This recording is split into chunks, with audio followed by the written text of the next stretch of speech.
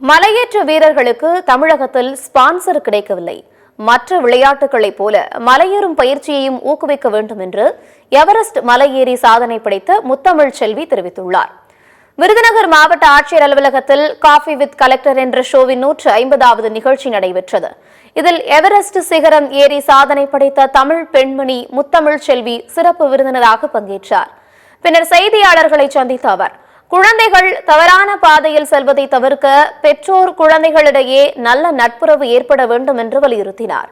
மலையேற்ற வீரர்களுக்கு தமிழகத்தில் ஸ்பான்சர் கிடைப்பது இல்லை என்றும் மற்ற விளையாட்டுகளைப் போல மலையேறும் பயிற்சியையும் ஊக்குவிக்க வேண்டும் எனவும் அவர் கூறினார். குழந்தைங்களுக்கும் உள்ள பாண்டிங் ஃப்ரெண்ட்ஷிப்பை உருவாக்கணும்.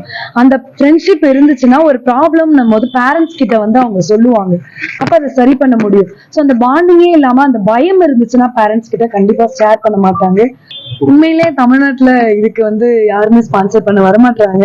எல்லா ஸ்போர்ட்ஸ் மாதிரி மவுண்டனரிங் ஸ்போர்ட்ஸ்க்கும் ஸ்பான்சர் பண்ணணும்.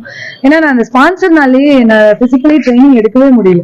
கடைசி வரைக்கும் இந்த ஸ்பான்சருக்கே அலைஞ்சுதான் டைரக்டா போய் மவுண்டன்ல பண்ணும்போது நான் ஸ்ட்ரகிள் ஆகுறேன். அந்த ஸ்ட்ரகிளையுமே ஓவர் கம் பண்ணி சக்சஸ் பண்ணதான் ட்ரை பண்ணிட்டு இருக்கேன்.